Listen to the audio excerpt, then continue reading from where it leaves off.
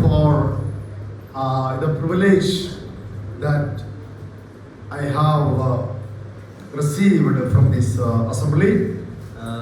ನಾನು ದೇವರಿಗೆ ಈ ವಿಷಯದಲ್ಲಿ ಕೃತಜ್ಞತೆಯನ್ನು ಸಲ್ಲಿಸ್ತೇನೆ ಈ ಸಭೆ ಮುಖಾಂತರ ದೇವರು ಕೊಟ್ಟಂತೆ ಅವಕಾಶಕ್ಕಾಗಿ. For today's our short meditation, I want you to take your Bible, turn your Bible to the Gospel according to John. ನಾವು ಯೋಹಾನನ ಬರೆದ ಸುವಾರ್ತೆ, ಯೋಹಾನ ರಾಸಿದ ಸುವಾರ್ತ, ಯೋಹಾನ ಸುವಾರ್ತ. Gospel according to John is one of the very beautiful gospel in the New Testament. ಯೋಹಾನನ ಬರೆದ ಸುವಾರ್ತೆಯು ಸುವಾರ್ತೆಗಳಲ್ಲಿ ತುಂಬಾ ಚಂದವಾಗಿರುವಂತ ಒಂದು ಸುವಾರ್ತೆಯಾಗಿದೆ.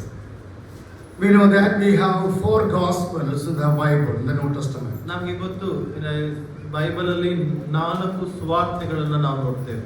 Matthew is the first gospel which talks about Jesus Christ is the King. ಮೊದಲನೇ ಒಂದು ಸುವಾರ್ತೆ ಮತ್ತಾಯನು ನಾವು ಓದ್ತೇವೆ. ಮತ್ತಾಯನು ಯೇಸು ಕ್ರಿಸ್ತನು ಆತನು ರಾಜನು ಎಂಬುದಾಗಿ ಆತನು ತಿಳಿಸ್ತಾನೆ. Gospel according to Mark is talking about Lord Jesus Christ as the servant.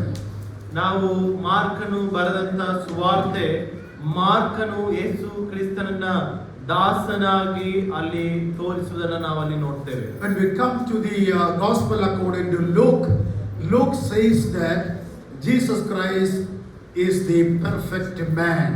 ಲೂಕನ ಸುವಾರ್ತೆಗೆ ಬಂದಾಗ ದೇವರು ಲೂಕನ ಮುಖಾಂತರ ಹೇಳ್ತಿದ್ದಾನೆ, ಆ ದೇವ ಕುಮಾರನು ಆತನು ಮನುಷ್ಯ ಕುಮಾರನೆಂಬುದಾಗಿ ಆತ ನಮಗೆ ತಿಳಿಯಪಡಿಸ್ತಾನೆ. See, when we come to the last gospel according to John, ನಾವು ಕೊನೆ ಒಂದು ಸುವಾರ್ತೆಗೆ, ಯೋಹಾನನ ಸುವಾರ್ತೆಗೆ ಬಂದಾಗ, Gospel of John is talking about the deity of our Lord Jesus Christ. ಯೇಸು ಕ್ರಿಸ್ತನ ದೈವತ್ವದ ಬಗ್ಗೆ ಈ ಯೋಹಾನನು ಇಲ್ಲಿ ಬರೆಯುವುದನ್ನು ನಾವು ನೋಡ್ತೇವೆ. So 4 gospels with the 4 pictures. 4 ಸುವಾರ್ತೆ, 4 ಯೇಸು ಕ್ರಿಸ್ತನ ವಿಭಿನ್ನ ಚಿತ್ರಣಗಳು. Jesus Christ is the king. ಯೇಸು ಕ್ರಿಸ್ತನು ರಾಜನಾಗಿದ್ದಾನೆ. Jesus Christ is the servant. ಯೇಸು ಕ್ರಿಸ್ತನು ದಾಸನಾಗಿದ್ದಾನೆ. Jesus Christ is the perfect man. ಯೇಸು ಕ್ರಿಸ್ತನು ಸಂಪೂರ್ಣವಾದ ಮನುಷ್ಯ ಕುಮಾರನು. And also Jesus Christ is a God. ಮತ್ತೆ ಯೇಸು ಕ್ರಿಸ್ತನು ಆತನು ಸಂಪೂರ್ಣನಾದ ದೇವರು ಎಂಬುದಾಗಿ ನೋಡ್ತೇವೆ. That is the reason when we open up our Bible, especially to the Gospel of John, it tells from the beginning to the end that Jesus Christ is a God. ಈ ಒಂದು ಯೇಸು ಯೋಹಾನನ ಸುವಾರ್ತೆ ತೆಗೆದಾಗ ಮೊದಲಿನಿಂದ ಕೊನೆಯವರೆಗೂ ಈ ಯೋಹಾನನ ಮುಖಾಂತರ ದೇವರು ನಮಗೆ ತಿಳಿದ ಆತನು ಸಂಪೂರ್ಣವಾದ ದೇವ ಕುಮಾರನು ಎಂಬುದಾಗಿ ನಾವು ನೋಡ್ತೇವೆ. And there are many uniqueness when we study about this gospel. ಈ ಒಂದು ಸುವಾರ್ತೆಯಲ್ಲಿ ಅನೇಕ ವಿಭಿನ್ನವಾದಂತ ವಿಶೇಷ ಸಂಗತಿಗಳು ಒಳಗೊಂಡಿವೆ. We don't see the birth of Lord Jesus Christ. ಯೇಸು ಕ್ರಿಸ್ತನ ಜನನವನ್ನು ನಾವು ನೋಡೋದಿಲ್ಲ. And we don't see the parables that we have seen in the synoptic gospel here. ನಾವು ಸಾಮ್ಯಗಳನ್ನು ಇಲ್ಲಿ ನೋಡೋದಿಲ್ಲ. And we don't see many of the miracles in this book. We don't see many.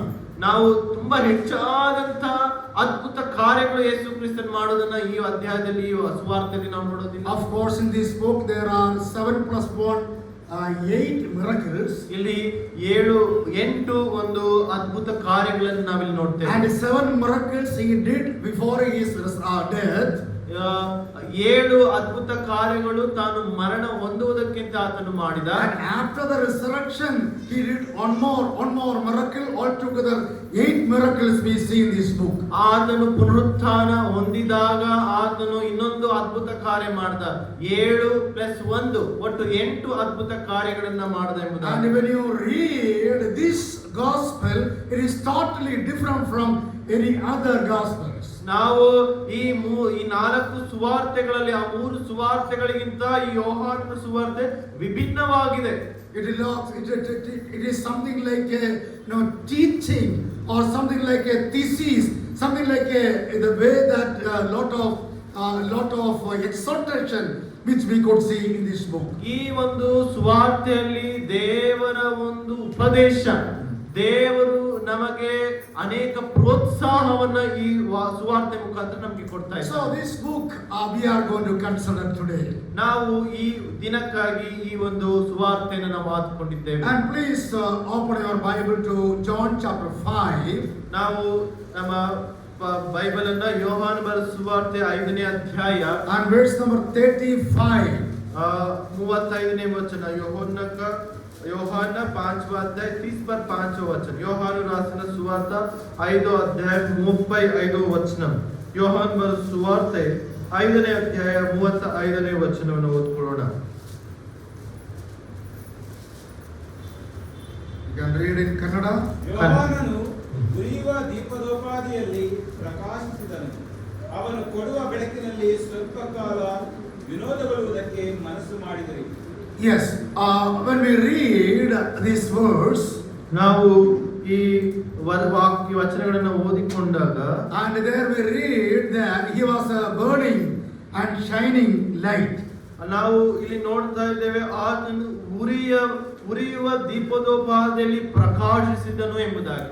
And when we study about this passage, we can understand that this was taught by our Lord Jesus Christ. ನಾವು ಈ ವಾಕ್ಯ ಭಾಗಗಳನ್ನು ಓದಿದಾಗ ನಮಗೆ ನಮ್ಮ ಗಮನಕ್ಕೆ ಬರುವಂತದ್ದು ಏನಂದ್ರೆ, ಈ ಮಾತುಗಳು ಯೇಸು ಕ್ರಿಸ್ತನು ತಾನೇ ಹೇಳಿದಂತ ಮಾತುಗಳಾಗಿವೆ. And he was talking about somebody here. Somebody here. ಆ ಯೇಸು ಕ್ರಿಸ್ತನು ಬೇರೆಯವರ ಬಗ್ಗೆ ಮಾತಾಡುತ್ತಾ, That is the reason he said he was a burning and shining light. ಆತನು Jesus Christ was talking about somebody. Somebody. Okay.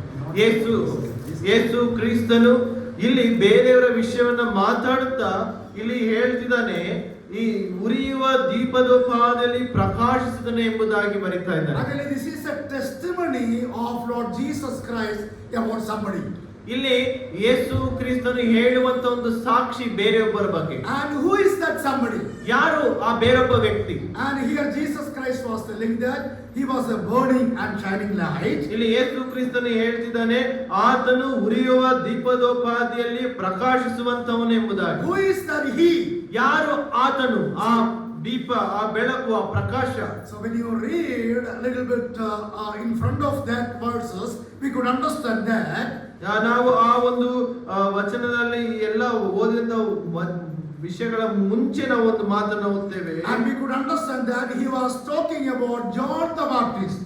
ಇಲ್ಲಿ ಆತನು ಯೋಹಾನನ, ಸ್ನಾನಿಕನಾದ ಯೋಹಾನನ ಬಗ್ಗೆ ಮಾತಾಡ್ತಾ ಇದ್ದಾನೆ. And now Jesus Christ is talking about John the Baptist, and he was telling that he was a burning and shining light. ಯೇಸು ಕ್ರಿಸ್ತನು ಯೋಹಾನನ ಬಗ್ಗೆ ಮಾತಾಡುತ್ತಾ ಆತನು ಉರಿಯುವ ದೀಪದಲ್ಲಿ ಪ್ರಕಾಶಿಸುವಂತವನಾಗಿದ್ದಾನೆ ಎಂಬುದಾಗಿ ಯೇಸು ಕ್ರಿಸ್ತನು ಯೋಹಾನನ ಬಗ್ಗೆ ಸಾಕ್ಷಿಯನ್ನು ಹೇಳುವಂತದ್ದು. It is a testimony of Jesus Christ about John the Baptist. ಇಲ್ಲಿ ಯೇಸು ಕ್ರಿಸ್ತನು ಯೋಹಾನನ ವಿಷಯವಾಗಿ ಕೊಡುತ್ತಾ ಇರುವಂತ ಒಂದು ಸಾಕ್ಷಿ ಇದಾಗಿದೆ. See, when we study the word of God, ನಾವು ದೇವರ ವಾಕ್ಯವನ್ನು ಓದಿದಾಗ in the Old Testament we could see many times God has said a testimony about different people of God. ಈ ಹಳೆಯ ಒಡಂಬಡಿಕೆಯಲ್ಲಿ ದೇವರು ವಿಧ ವಿಧವಾದ ಭಕ್ತರ ಒಂದು ಸಾಕ್ಷಿಯನ್ನು ಹೇಳುವುದನ್ನು ನಾವು ನೋಡ್ತೇವೆ. And the Old Testament, when we study about Enoch, ನಾವು ಎನೋಕನ ಬಗ್ಗೆ ನಾವು ಓದಿದಾಗ, and Jesus said he was the man who was walking with the Lord. ಆ ಅನೋಕನು ದೇವರೊಟ್ಟಿಗೆ ನಡೆದಂತ ವ್ಯಕ್ತಿ ಎಂಬುದಾಗಿ ನಾವು ನೋಡ್ತೇವೆ. And when we study about Noah, ನಾವು ನೋವನ ಬಗ್ಗೆ ನೋಡ್ತೇವೆ. and God said that he was the man who got the grace of God. ಆತನು ದೇವರ ಕೃಪೆಯನ್ನು ಹೊಂದಿದಂತ ವ್ಯಕ್ತಿ ನೋಹನಾಗಿದ್ದಾನೆ ಎಂಬುದಾಗಿ. When we study about Abraham, ನಾವು ಅಬ್ರಹಾಮನ ಬಗ್ಗೆ ನಾವು ನೋಡಿದಾಗ, we read that one in the book of James that God said he is my friend. ಅಲ್ಲಿ ನಾವು ಯಾಕೋಬನ ಪತ್ರಿಕೆಯಲ್ಲಿ ನೋಡ್ತೇವೆ, ಆತನು ಅಬ್ರಹಾಮನು ನನ್ನ ಸ್ನೇಹಿತನೆಂಬುದಾಗಿ. And when we talk about Moses, ನಾವು ಮೋಶೆಯ ಬಗ್ಗೆ ಮಾತಾಡ್ತಾ ಬಂದಾಗ, and God said that he was the man humility in this world. ನಾವು ಅಲ್ಲಿ ನೋಡ್ತಾ ಬಂದ್ವಿ ಆತನು ತುಂಬಾ ದೀನ ಮನಸ್ಸುಳ್ಳವನೇ ಎಂಬುದಾಗಿ ಅಲ್ಲಿ ನಾವು And ನೋಡ್ತೇವೆ. when we talk about David, ನಾವು ದಾವೀದನ ಬಗ್ಗೆ ತಿಳಿತಾ and ಬಂದಾಗ he was the man who is having the heart of God. ಆ ದಾವೀದನು ದೇವರ ಹೃದಯಾನುಸಾರನು ದೇವರ ಹೃದಯವನ್ನು ಹೊಂದಿದಂತವನೇ. And when we study each persons of the Bible, the Old Testament, many places we see many testimonies about them from God. ಈ ಹಳ ಒಡಂಬಡಿಕೆಯಲ್ಲಿ ಅನೇಕ ವ್ಯಕ್ತಿಗಳ ವಿಷಯವಾಗಿ ದೇವರು ತಾನೇ ಕೊಡುವಂತ ಸಾಕ್ಷಿಗಳನ್ನ ಅಲ್ಲಿ ನಾವು ಗಮನಿಸ್ತಾ ಬಂದೇವೆ. And here Jesus Christ is talking about a man. ಇಲ್ಲಿ ಒಬ್ಬ ವ್ಯಕ್ತಿಯ ಬಗ್ಗೆ ಯೇಸು ಕ್ರಿಸ್ತನು ಸಾಕ್ಷಿಯನ್ನು ಕೊಡುವುದನ್ನು And he is talking about John the Baptist. ಇಲ್ಲಿ ಸ್ನಾನಿಕನಾದ ಯೋಹಾನನ ಕುರಿತಾಗಿ ಇಲ್ಲಿ ಮಾತಾಡೋದನ್ನು ನೋಡ್ತೇವೆ. I know that we all know about John the Baptist. ನಮಗೆಲ್ಲರಿಗೂ ಗೊತ್ತ ಯೋಹಾನನ ಬಗ್ಗೆ ನಮಗೆಲ್ಲ ಸಂಪೂರ್ಣ ಮಾಹಿತಿ John the ತಿಳಿದಿದೆ. Baptist was the last man of the Old Testament. ಈ ಯೋಹಾನನು ಸ್ನಾನಿಕನಾದ ಯೋಹಾನನು ಹಳೆಯ ಒಡಂಬಡಿಕೆ ಕೊನೆಯ ಮನುಷ್ಯನು. And we know that the birth of John the Baptist was, before the 6th month of the birth of Lord Jesus Christ. ಈ ಸ್ನಾನಿಕನಾದಂತ ಯೋಹಾನನ ಜನನ ಯೇಸು ಕ್ರಿಸ್ತನ ಜನನ ಆಗುವುದಕ್ಕಿಂತ 6 ತಿಂಗಳ ಮುಂಚೆ ಸ್ನಾನಿಕನಾದ ಯೋಹಾನನ And ಜನವಾಗಿದೆ. we read about John the Baptist and the parents in the book of Luke chapter 1. ನಾವು ಸ್ನಾನಿಕನಾದಂತ ಯೋಹಾನನ ತಂದೆ ತಾಯಿಗಳ ವಿಷಯವಾಗಿ ಲೂಕನ ಸುವಾರ್ತೆಯಲ್ಲಿ ನಾವು ನೋಡ್ತೇವೆ. Only Luke is talking about the parents and the beginning of the story of John the Baptist. ಈ ಲೂಕನು ಮಾತ್ರನೇ ಈ ಸ್ನಾನಿಕನಾದ ಯೋಹಾನನ ತಂದೆ ತಾಯಿ ಕುಟುಂಬದ ವಿಷಯವಾಗಿ ಬರೆದನ್ನು ನೋಡ್ತೇವೆ. And the father name of the John the Baptist was Zechariah. ಈ ಸ್ನಾನಿಕನಾದ ಯೋಹಾನನ ತಂದೆ ಹೆಸರು ಜಕರಿಯನು. And also he was a priest. ಆತನು ಆ ಯಾಜಕ ಸೇವೆಯನ್ನ ಮಾಡುವಂತ ಯಾಜಕನು. And when we talk about the mother of John the Baptist, ನಾವು ಈ ಸ್ನಾನಿಕನಾದ ಯೋಹಾನನ ತಾಯಿ ಕುರಿತಾಗಿ and ನೋಡಬೇಕಾದ್ರೆ her name was Elizabeth. ಆಕೆ ಹೆಸರು ಎಲಿಜಬೆತ್ತಳು ಎಂಬುದಾಗಿ. And also when we study about John the Baptist, ನಾವು ಈ ಸ್ನಾನಿಕನಾದ ಯೋಹಾನ ಬಗ್ಗೆ ನಾವು ಧ್ಯಾನ ಮಾಡುತ್ತಾ ಬಂದಾಗ and these parents were very old and they were praying to the Lord because they were not having children. ಈ ಸ್ನಾನಿಕನಾದ ಯೋಹಾನ ತಂದೆ ತಾಯಿಗಳು ಅವರು ತುಂಬಾ ವಯಸ್ಸಾದಂತವರು. ಇವರು ದೇವರ ಬಳಿ ನಮಗೆ ಮಕ್ಕಳನ್ನು ಅನುಗ್ರಹಿಸು ಎಂಬುದಾಗಿ ದಿನಲೂ ಅವರು ಪ್ರಾರ್ಥನೆ ಮಾಡುತ್ತಾ ಬಂದಂತವರು. And when they are very old, God has given them John the Baptist for them. ಅವರಿಗೆ ವೃದ್ಧಾಪ್ಯದಲ್ಲಿ ಅಂದ್ರೆ ತುಂಬಾ ವರ್ಷಗಳಾದ ನಂತರ ಅವರಿಗೆ ದೇವರು ಮಕ್ಕಳ ಅನುಗ್ರಹವನ್ನ ಅವರಿಗೆ ಸಂತಾನವನ್ನು And even ಅನುಗ್ರಹಿಸಿಕೊಟ್ಟರು. angel came and said to Zechariah, you are going to have a John. ಯೋಹಾನ್ ಜಕರಿಯನಿಗೆ ಅಂದ್ರೆ ಯೋಹಾನನ ತಂದೆಗೆ ದೇವದೂತನು ಬಂದು ಹೇಳ್ತಾನೆ, ನಿನಗೆ ಒಂದು ಮಗುವು ಜನಿಸ್ತದೆ, ಆತನಿಗೆ ಜಕರಿಯ ಎಂಬುದಾಗಿ ಹೆಸರಿಡಬೇಕೆಂಬುದಾಗಿ. And also when we study about John the Baptist, ನಾವು ಈ ಎಲ್ಲಾ ವಿಷಯಗಳ ಬಗ್ಗೆ ನಾವು ತಿಳ್ಕೊಂಡಿದ್ದೇವೆ. ಯೋಹಾನನ and ವಿಷಯವಾಗಿ his lifestyle was different. ಆತನ ಜೀವಿತ ವಿಧಾನವೇ ವಿಭಿನ್ನವಾಗಿದೆ. And even the fooding was different. ಆತನ ಆಹಾರ ಒಂದು ತಿನ್ನುವಂತ ವಿಧಾನವೇ And ಬೇರೆ. the clothing was different. ಆತನ ಉಡುಗೆಗಳೇ ಬೇರೆ. And the message was different. ಆತನ ಮಾತುಗಳೇ ಬೇರೆ. And his doing things, everything was different. ಆತನ ಎಲ್ಲ ಕಾರ್ಯಗಳು ಬೇರೆ ಬೇರೆ ಬೇರೆ ಆಗಿದೆ. And he was the man who came to show the way of the Lord. ಈ ಮನುಷ್ಯನು ಆ ಯೇಸು ಕ್ರಿಸ್ತನ ಮಾರ್ಗವನ್ನ ತೋರಿಸುವುದಕ್ಕೆ ಬಂದಂತ ಮನುಷ್ಯನಾಗಿದ್ದನು. And he was the man who has given the baptism of repentance. ಈ ಒಬ್ಬ ಮನುಷ್ಯನು ಆ ಪಶ್ಚಾತ್ತಾಪದ ದೀಕ್ಷಾಸ್ನಾನ ಕೊಟ್ಟಂತ ಮನುಷ್ಯನು ಈ ಸ್ನಾನಿಕನಾದ And he was the ಯೋಹಾನನು. man who preached about the kingdom of God. ಈ ಯೋಹಾನನು ಪರಲೋಕದ ಸುವಾರ್ತೆಯನ್ನ ಅನೇಕರಿಗೆ ಸುವಾರ್ತೆ ಸಾರಿದಂತ ವ್ಯಕ್ತಿ And he ಯೋಹಾನನಾಗಿದ್ದನು. came to prepare the way of our Lord Jesus Christ. ಯೇಸು ಕ್ರಿಸ್ತನ ಮಾರ್ಗವನ್ನ ಸಿದ್ಧ ಮಾಡಲಿಕ್ಕೆ ಬಂದಂತ ವ್ಯಕ್ತಿ ಈ ಯೋಹಾನನಾಗಿದ್ದನು. And he was the man who was lightened for the glory of God. ಈ ಒಬ್ಬ ಮನುಷ್ಯನು ದೇವರಿಗಾಗಿ ಪ್ರಜ್ವಲಿಸಿದಂತ ವ್ಯಕ್ತಿಯಾಗಿದ್ದನು. And that is the reason Jesus said he was a burning and shining light. ಅದಕ್ಕಾಗಿಯೇ ಯೇಸು ಕ್ರಿಸ್ತ ಕ್ರಿಸ್ತನು ಹೇಳ್ತಿದ್ದಾನೆ, ಈತನು ಪ್ರಕಾಶಿಸುವಂತ ಉರಿಯುವ ದೀಪದೋಪಾದಿಯಲ್ಲಿ ಪ್ರಕಾಶಿಸುವಂತ ಮನುಷ್ಯನೆಂಬುದಾಗಿ. When we study about the Old Testament and New Testament, ನಾವು ಹೊಸ ಒಡಂಬಡಿಕೆ ಹಳೆ ಒಡಂಬಡಿಕೆಯನ್ನು ನಾವು ಧ್ಯಾನ ಮಾಡಬೇಕಾದ್ರೆ, and after Malachi and before Matthew, ನಾವು ಮಲಾಕಿ ಗ್ರಂಥ ಮತ್ತಾಯನ ಸುವಾರ್ತೆ ಮಧ್ಯದಲ್ಲಿ, and there some gaps are there. It's around 400 years of gap is there. ಈ ಮಲಾಕಿ ಮತ್ತು ಮತ್ತಾಯ ಗ್ರಂಥಗಳ ನಡುವೆ 400 ವರ್ಷಗಳ ಒಂದು ಗ್ಯಾಪ್ ಇದೆ. And it is known as a dark age. ಅದನ್ನ ನಾವು ಕತ್ತಲೆಯ ದಿನಗಳೆಂಬುದಾಗಿ ನಾವು ಪರಿಗಣಿಸುವಂತವರಾಗಿದ್ದೇವೆ. It is known as a intertestament period. Intertestament period is between the testaments. ಈ ಎರಡು ಒಂದು ಒಡಂಬಡಿಕೆಗಳ ಮಧ್ಯೆ ಇರುವಂತ ಒಂದು ದಿನಗಳನ್ನ ನಾವು ಈ ರೀತಿಯಾಗಿ It's ಹೇಳುವಂತವರಾಗಿದ್ದೇವೆ. around 400 years. ಇದು 400 ವರ್ಷಗಳ ಕಾಲ ಆ ಒಂದು ಸಂಬಂಧದಲ್ಲಿ ದೂರವಾದದನ್ನು ನಾವು ನೋಡ್ತೇವೆ. Before the birth of John the Baptist, ಯೋಹಾನನ ಒಂದು ಜನನಕ್ಕೆ ಮುಂಚೆ, after the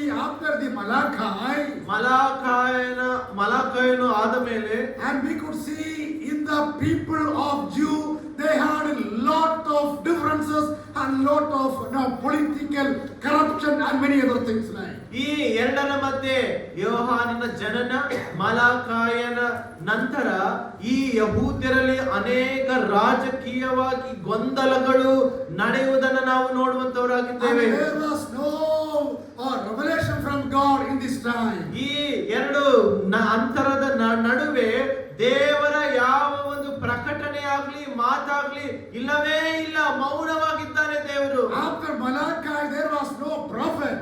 ಆ ಮಲಾಕಾಯನ ಆದ ಮೇಲೆ ಯಾವ ಪ್ರವಾದಿಯೂ ಇಲ್ಲವೇ ಇಲ್ಲ. After Malachi those people they became dark. ಆ ಮಲಾಕಾಯನ ಆದ ಮೇಲೆ ಎಲ್ಲಾ ಜನರು ಕತ್ತಲೆಯಲ್ಲಿ ನಡೆದು ಹೋದರು. And we could see many kinds of groupism in between this place. ನಾವು ಈ ಎರಡು ಅಂತರ ನಡುವೆ ಅನೇಕರು ಗುಂಪುಗಾರಿಕೆ ನಡೆದದನ್ನು ನಾವು ಗಮನಿಸುತ್ತೇವೆ. See, in the New Testament we read about Pharisees, right? ನಾವು ಹೊಸ ಒಡಂಬಡಿಕೆಯಲ್ಲಿ ಫರಿಸಾಯರ ಬಗ್ಗೆ ನಾವು ಓದ್ತೇವೆ In ಅಲ್ವಾ? the New Testament we read about Sadducees. ಸದ್ದುಕಾಯರು. ಓಕೆ, ನಾವು ಫರಿಸಾಯರು ಸದ್ದುಕಾಯರ ಬಗ್ಗೆ ನಾವು ಹೊಸ ಒಡಂಬಡಿಕೆಯಲ್ಲಿ ನಾವು In ನೋಡ್ತೇವೆ. the New Testament we read about Esonia.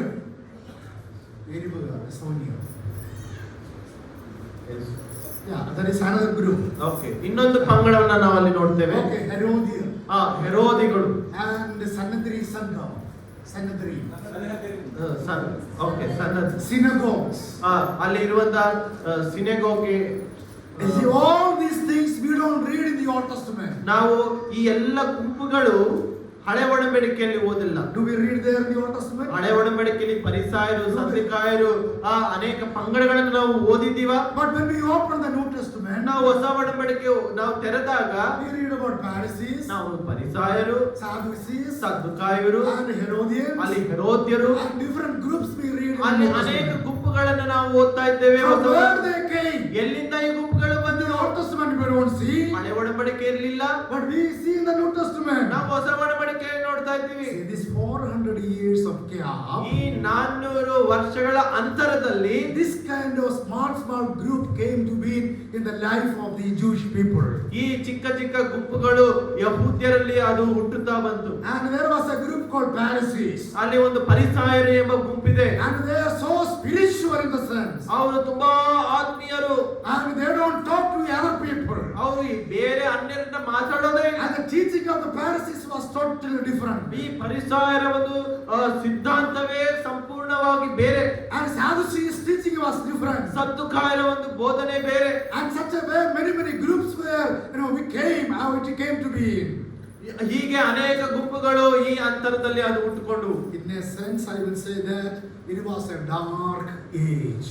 ಈ ಒಂದು ವಿಷಯಗಳನ್ನು ನಾವು ಗಮನಿಸ್ತಾ ಬಂದಾಗ ಅದು ಕತ್ತಲೆಯ ದಿನಗಳು ಎಂಬುದಾಗಿ ನಾವು ಪರಿಗಣಿಸಬಹುದು. Groupism was there. ಅಲ್ಲಿ ಪಂಗಡಗಳಿದ್ದವು. No prophetical prophets. ಅಲ್ಲಿ ಯಾವ ಪ್ರವಾದಿಗಳಿರಲಿಲ್ಲ. No revelation of God. ದೇವರ ಯಾವ ಪ್ರಕಟಣೆ ಇರಲಿಲ್ಲ. No spiritual maturity. ಅಲ್ಲಿ ಯಾವ ಆತ್ಮೀಯ ಪರಿಪಕ್ವತೆ ಇರಲಿಲ್ಲ. And there is no any fellowship with God. ಅಲ್ಲಿ ಯಾವ ಅನ್ಯೋನ್ಯತೆ ದೇವರೊಟ್ಟಿಗೆ ಇರಲಿಲ್ಲ. Those people were living according to their own ways. ಅಲ್ಲಿ ಆ ಇರುವಂತ ಜನರು ತಮ್ಮ ಇಷ್ಟಾನುಸಾರ ಬಂದಾಗ ಅವರು ಜೀವಿಸುತ್ತಾ ಬಂದರು. And they were living in the darkness. ಅವರು ಕತ್ತಲೆಯಲ್ಲಿ ತಮ್ಮ ಜೀವಿತವನ್ನು ನಡೆಸಿದ್ರು. But John the Baptist, ಆದ್ರೆ ಸ್ನಾನಿಕನಾದ ಯೋಹಾನನು, and he came at the end of that dark age. ಈ ಕತ್ತಲೆಯ ದಿನದ ಅಂತರದಲ್ಲಿ ಕೊನೆಯ ದಿನಗಳಲ್ಲಿ ಬೆಳೆದು ಬಂದಂತ, And he came to show a great light. ಆತನು ಆ ದೊಡ್ಡ ಬೆಳಕನ್ನು ತೋರಿಸುವುದಕ್ಕೆ ಬಂದಂತವನು. And he was told by Jesus Christ now that he was a burning and shining light. ಇಲ್ಲಿ ಅದೇ ಸ್ನಾನಿಕನಾದ ಯೋಹಾನನ ಕುರಿತಾಗಿ ಇಲ್ಲಿ ಯೇಸು ಕ್ರಿಸ್ತನೇ ಹೇಳುವುದು ಏನಂದ್ರೆ, ಆ ಉರಿಯುವ ದೀಪದೋಪಾದಿಯಲ್ಲಿ ಪ್ರಕಾಶಿಸುವಂತವನು. We are going to ask a question.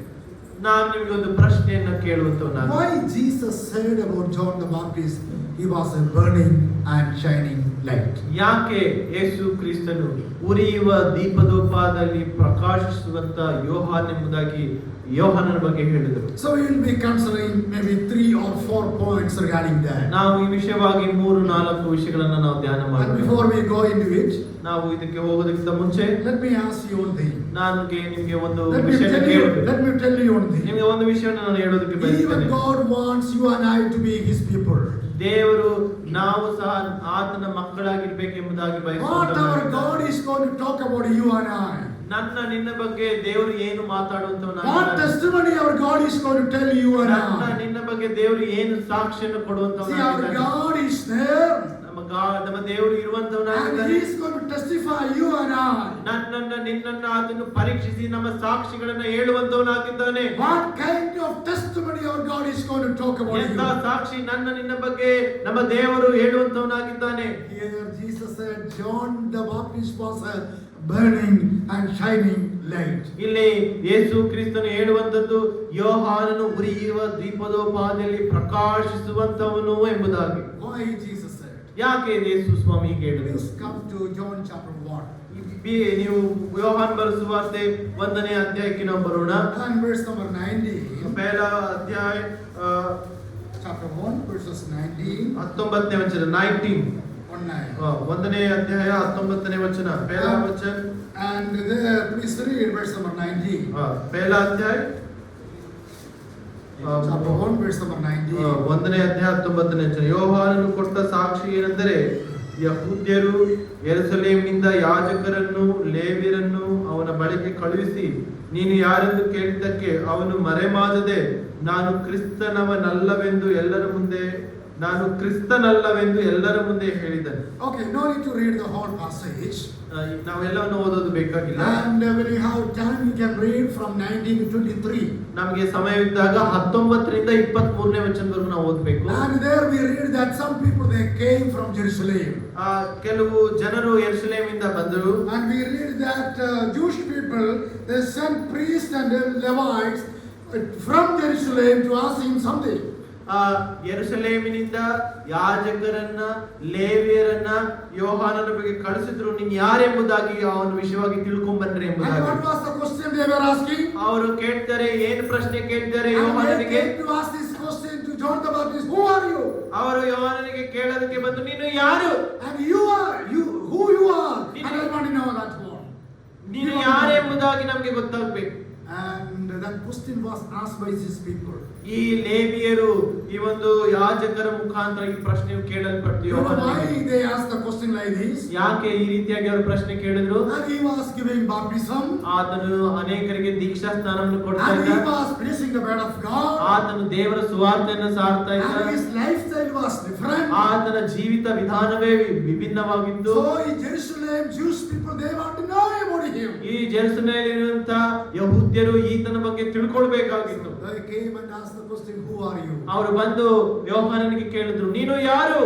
And verse number 20 there we read. 20ನೇ ವಚನದಲ್ಲಿ ನಾವು ಹೀಗೆ ಓದ್ತೇವೆ, He confessed. ಆತನು ಹೀಗೆ ಅರಿಕೆ ಮಾಡಿದ. And he did not deny. ಆತನು ಮರೆಮಾಚದೆ ಅವರಿಗೆ ಹೇಳಿದ, But he confessed and said, I am not the Christ. ನಾನು ಕ್ರಿಸ್ತನಲ್ಲ ಎಂಬುದಾಗಿ ಹೇಳಿದ. Again he asked the question. ಅವರು ಮತ್ತೆ ಅದೇ ಪ್ರಶ್ನೆ ಕೇಳಿದ್ರು, Who are you? ನೀನು ಯಾರು? And he said again like this. ಅವರು ಮತ್ತೆ ಹೀಗೆ ಹೇಳಲು ಬಂದ, I am not Elijah. ನಾನು ಎಲಿಯನಲ್ಲ. Again they asked the question. ಮತ್ತೆ ಅದೇ ಅವರು ಪ್ರಶ್ನೆ ಕೇಳಿದ್ರು, Who you are you? Who ನೀನು are you? ಯಾರು? And are you you that prophet? ನೀನು ಆ ಪ್ರವಾದಿಯೋ? And John said, I am not. ನಾನು ಪ್ರವಾದಿಯೂ ಅಲ್ಲ. And verse number 23 says, 23ನೇ ವಚನದಲ್ಲಿ ನಾವು ನೋಡ್ತೇವೆ, and he said like this, ಆತನು ಹೀಗೆ ಹೇಳ್ತಾನೆ, I am the voice of one crying out the wilderness. ನಾವು ಕರ್ತನ ದಾರಿಯನ್ನು ನೆಟ್ಟಗೆ ಮಾಡಿರಿ ಎಂದು ಅಡವಿಯಲ್ಲಿ ಕೂಗುವನ ಶಬ್ದವದೇ ಎಂಬುದಾಗಿ ಯೆಶಾಯ ಪ್ರವಾದಿ ಹೇಳಿದ್ದಾನಷ್ಟೇ. ಆ ಶಬ್ದವೇ ನಾನು. See, now there we see that he was telling to the people that I am not Jesus. ಅಲ್ಲಿ ಆ ಜನರಿಗೆ ಹೇಳುವಂತದ್ದು, ಈ ಯೋಹಾನನೇ ನಾನು ಯೇಸು ಕ್ರಿಸ್ತನಲ್ಲ, I am not Elijah. ನಾನು ಎಲಿಯನಲ್ಲ, I am not that prophet. ನಾನು ಆ ಪ್ರವಾದಿಯಲ್ಲ. Who am I? ಅಲ್ಲಿ ನಾನು ಯಾರು? And he was telling that ಅದನ್ನು ಹೇಳುವುದೇನೆಂದ್ರೆ, I am the voice of the Lord. ನಾನು ದೇವರ ಶಬ್ದವಾಗಿದ್ದೇನೆ. God was telling that I am voice of the Lord. ಯೋಹಾನನು ಹೇಳ್ತಾನೆ, ನಾನು ದೇವರ ಶಬ್ದವಾಗಿದ್ದೇನೆ. In English it is given like this. English ಅಲ್ಲಿ ಹಾಗೆ ಇದೆ, I am the voice one who is crying in the wilderness. Okay. English ಅಲ್ಲಿ ಏನಿದೆ ಅಂದ್ರೆ, ನಾನು ಅರಣ್ಯದಲ್ಲಿ ಅಳುವವನ ಶಬ್ದವಾಗಿದ್ದೇನೆ ಎಂಬುದಾಗಿ. Crying in the wilderness. ನಾನು ಅರಣ್ಯದಲ್ಲಿ ಅಳುವಂತವನ ಶಬ್ದವು I am ನಾನಾಗಿದ್ದೇನೆ. not only the voice of God. ನಾನು ಕೇವಲ ದೇವರ ಶಬ್ದವಲ್ಲ, I am crying in the wilderness. ನಾನು ಅರಣ್ಯದಲ್ಲಿ ಅಳುವವನ ಶಬ್ದವು ನಾನಾಗಿದ್ದೇನೆ. That's what John the Baptist said when those people came and asked him. ಆ ಸ್ನಾನಿಕನಾದ ಯೋಹಾನನು ಆ ವ್ಯಕ್ತಿಗಳು ಬಂದು ಕೇಳಿದಾಗ ಈ ರೀತಿಯಾಗಿ ಉತ್ತರ ಹೇಳ್ತಾನೆ. If somebody asks you and I, what is your name? ನಮ್ಗೆ ಯಾರೋ ಬಂದು ನಿನ್ನ ಹೆಸರೇನೆಂಬುದಾಗಿ ಕೇಳಿದ್ರೆ ನಾವು ಏನ್ ಹೇಳ್ತೀವಿ? Usually what we say? ನಾವೇನ್ ಹೇಳ್ತೀವಿ? We will tell our name. ನಮ್ಮ ಹೆಸರು ಹೇಳ್ತೀವಿ. I will tell my name is Sunil. ನಾನು ಹೇಳ್ತೀನಿ ನನ್ನ ಹೆಸರು ಸುನೀಲ್ ಎಂಬುದಾಗಿ. And he will say that his name is Sandesh. ನಾನು ಹೇಳ್ತೀನಿ ನನ್ನ ಹೆಸರು ಸಂದೇಶ್ ಎಂಬುದಾಗಿ. See, like that we all will say our name. ನಾವು ನಮ್ಮ ಹೆಸರನ್ನ ನಾವು ಹೇಳ್ತೀವಿ. But here, ಆದ್ರೆ ಇಲ್ಲಿ people they came and asked John the Baptist, ಆ ಜನರು ಯೋಹಾನನಿಗೆ ಬಂದು ಪ್ರಶ್ನೆ ಕೇಳಿದಾಗ, who are you? ನೀನು ಯಾರು? And we want to know about you. ನಿನ್ನ ಬಗ್ಗೆ ನಮ್ಗೆ ವಿಷಯ ತಿಳಿಬೇಕು. ನೀನು ಯಾರು? One thing we need to understand. ಒಂದು ವಿಷಯ ನಾವು ಗಮನಿಸಬೇಕು. He had a beautiful name. Beautiful name here. ಆತನಿಗೆ ತುಂಬಾ ಚಂದವಾದ ಹೆಸರು ಕೊಡಲ್ಪಟ್ಟಿದೆ. What is the name? ಅವನ ಹೆಸರೇನು? ಯೋಹಾನನು. What is the name of John? ಯೋಹಾನನ ಹೆಸರೇನು? What is the meaning of John? ಯೋಹಾನನ ಹೆಸರಿನ ಅರ್ಥ ಏನು? ಹೇಳಿ. Grace of God. ದೇವರ ಕೃಪೆ ಹೊಂದಿದವನು. Grace from the Lord. ದೇವರಿಂದ ಕೃಪೆ ಹೊಂದಿದವನು. Or the mercy from the Lord. ದೇವರಿಂದ ಕರುಣೆ ಹೊಂದಿದವನು. So John is a beautiful name. ಯೋಹಾನನ ಹೆಸರು ತುಂಬಾ ಸುಂದರವಾದಂತ ಹೆಸರು. And he can say that my name is John. ಅವನು ಹೇಳ್ಬೋದಿತ್ತಲ್ವಾ, ನನ್ನ ಹೆಸರು ಯೋಹಾನ. But he did not say that. ಅವನು ಅದನ್ನೇ ಹೇಳಿಲ್ಲ. You know what he said? ಅದೇ ಅವನು ಏನ್ ಹೇಳ್ದ? I am the voice of the Lord. ನಾನು ಆ ದೇವರ I am the ಶಬ್ದವಾಗಿದ್ದೇನೆ. voice of the Lord who is crying in the wilderness. ಆ ಅರಣ್ಯದಲ್ಲಿ ಆಡುತ್ತಿರುವಂತ ಆ ದೇವರ ಶಬ್ದವು ನಾನಾಗಿದ್ದೇನೆ. What a great answer from John. ಎಂಥ ಒಂದು ಆಶ್ಚರ್ಯವಾದಂತ ಉತ್ತರ ಯೋಹಾನನಿಂದ ಅಲ್ಲಿ ನಾವು ನೋಡ್ತಾ And he ಇದ್ದೇವೆ. did not say about him. ಆತನು ತನ್ನ ಬಗ್ಗೆ ಎಂದಿಗೂ ಹೇಳಿಲ್ಲ ಅಲ್ಲಿ. He did not say about his family. ಆತನ ಕುಟುಂಬದ ಬಗ್ಗೆ ಎಂದಿಗೂ ಹೇಳಿಲ್ಲ. He did not say about what he is doing. ಆತನು ಏನ್ ಮಾಡ್ತಿದ್ದಾನೆ ಆತನು ಹೇಳಿಲ್ಲ. He did not say anything. ಆತನು ಅವನ ಬಗ್ಗೆ ಏನು ಹೇಳಿಲ್ಲ. But he said, I am the voice of the Lord. ಆದ್ರೆ ಅವನು ಹೇಳ್ದ, ನಾನು ಆ ಶಬ್ದ ದೇವರ ಶಬ್ದವಾಗಿದ್ದೇನೆ. So this evening I want to challenge you that ಈ ಸಾಯಂಕಾಲ ನಾನು ನಿಮ್ಗೆ ಒಂದು ಸವಾಲು ಹಾಕ್ಬೇಕೆಂಬುದಾಗಿ we ಬಯಸ್ತೇನೆ. may have names, we may have different names. ನಮಗೆ ಅನೇಕ ಹೆಸರುಗಳು But ಕೊಡಲ್ಪಟ್ಟಿವೆ. one thing is very important. ಒಂದು ವಿಷಯವು ತುಂಬಾ You and ಪ್ರಾಮುಖ್ಯವಾಗಿದೆ. I, we are the voice of the Lord. ನಾನೇ ನೀನೇ ಆ ದೇವರ ಶಬ್ದವಾಗಿದ್ದೇವೆ. That is the reason. ಅದೇ ಒಂದು ಕಾರಣ. Jesus said, ದೇವರು ಹೇಳುವಂತದ್ದು, He is a burning and shining light. ಅದಕ್ಕಾಗಿ ದೇವರು ಹೇಳ್ತಾನೆ, ಆತನು ಉರಿಯುವ ದೀಪದಲ್ಲಿ ಪ್ರಕಾಶಿಸುವಂತವನೆಂಬುದಾಗಿ. He was a burning and shining light. ಆತನು ಉರಿಯುವ ದೀಪದಲ್ಲಿ ಪ್ರಕಾಶಿಸುವಂತವನು. You and I, we are the voice of the Lord. We are the voice of the ನಾವು Lord. ದೇವರ ಸ್ವರವಾಗಿದ್ದೇವೆ, ಶಬ್ದವಾಗಿದ್ದೇವೆ. And we are sent to this year in order to be the voice of the Lord. ನಾವು ಈ ಲೋಕದಲ್ಲಿ ಕಳಿಸಲ್ಪಟ್ಟದ್ದು ಆತನ ಸ್ವರವಾಗಿರುವುದಕ್ಕಾಗಿ. We are created and we are saved to do the ministry of God. ನಾವು ದೇವರು ನಮಗೆ ಕಳಿಸಿಕೊಟ್ಟದ್ದು ತನ್ನ ಸೇವೆಯನ್ನ, ಆತನ ಯೇಸು ಕ್ರಿಸ್ತ ಸೇವೆಯನ್ನ ಮಾಡುವುದಕ್ಕಾಗಿ. When we come to the Ephesians, ನಾವು ಎಫೆಸ ಪತ್ರಿಕೆಗೆ ಬಂದಾಗ chapter 2, ಎರಡನೇ ಅಧ್ಯಾಯ and verse number 10. 10ನೇ ವಚನ, ಎಫೆಸಿಯೋ 2वा अध्याय 10वां वचन. ಎಫೆಸದವರಿಗೆ ಎಫೆಸ ರಾಸಿದ ಪತ್ರಿಕೆ 2వ ಅಧ್ಯಾಯ 10వ ವಚನ. 9 and 10. ನಾವು ಆತನ ನಿರ್ಮಾಣ ಸತ್ಕಾರ್ಯಗಳನ್ನು ಮಾಡುವುದಕ್ಕಾಗಿಯೇ ಕ್ರಿಸ್ತ ಯೇಸುವಿನಲ್ಲಿ ಸೃಷ್ಟಿಸಲ್ಪಟ್ಟೆವು. See why we are created? ಯಾಕೆ ನಾವು 5 9 and 10. 10 also you read 10. That's fine, no problem. 10. See, for we are His workmanship, created in Christ Jesus for good works. Ephesians chapter 2, verse 10. ಎಫೆಸದವರಿಗೆ ಬರೆದ ಪತ್ರಿಕೆ 2ನೇ ಅಧ್ಯಾಯ 9 10ನೇ ವಚನ. ಎಫೆಸಿಯೋ 2वा अध्याय 9 और 10वां वचन. But we read there. ನಾವು ಏನು ಓದ್ತಾ ಇದೀವಿ? And why we are created? ನಾವು ಯಾಕೆ ಅಲ್ಲಿ ನಿರ್ಮಾಣ, Why we are saved? ಯಾಕೆ ದೇವರು ನಮ್ಮನ್ನು ರಕ್ಷಿಸಿದ್ದಾನೆ, We are ಸೃಷ್ಟಿಸಿದ್ದಾನೆ? saved to do good things. ದೇವರು ನಮ್ಮನ್ನ ರಕ್ಷಿಸುವುದ ಕಾರಣ ಅಂದ್ರೆ ಒಳ್ಳೆ ಕಾರ್ಯಗಳನ್ನು ಮಾಡುವುದಕ್ಕಾಗಿ. See, we are in verse number 8. ನಾವು 8ನೇ ವಚನದಲ್ಲಿ ನೋಡ್ತಾ ಬಂದಾಗ, For by grace you have been saved. ನೀವು ಕೃಪೆಯಿಂದಲೇ ರಕ್ಷಣೆ ಹೊಂದಿದವರಾಗಿದ್ದೀರಿ. And through faith we are being saved by grace. ನಾವು ನಂಬಿಕೆಯಿಂದಲೇ ರಕ್ಷಣೆ ಹೊಂದಿದವರಾಗಿದ್ದೇವೆ ಎಂಬುದಾಗಿ. I believe that most of the people those who are here, you are saved. ನಾನು ಅನ್ಕೊಂಡಿದ್ದೇನೆ ಇಲ್ಲಿರುವಂತ ಎಲ್ಲರೂ ರಕ್ಷಣೆ ಹೊಂದಿದಂತವರಾಗಿದ್ದೀರಿ ಎಂಬುದಾಗಿ. And we are saved through the grace of our Lord. ನಾವು ದೇವರ ಕೃಪೆಯಿಂದ ರಕ್ಷಣೆಯನ್ನು ಹೊಂದಿದವರಾಗಿದ್ದೇವೆ. And by faith we are saved. ನಾವು ನಂಬಿಕೆಯಿಂದ ರಕ್ಷಣೆ ಹೊಂದಿದ್ದೇವೆ. Why we are saved? ಯಾಕೆ ನಾವು ರಕ್ಷಿಸಲ್ಪಟ್ಟಿದ್ದೇವೆ? Someday we say that no, we are saved so that we can come to have a fellowship.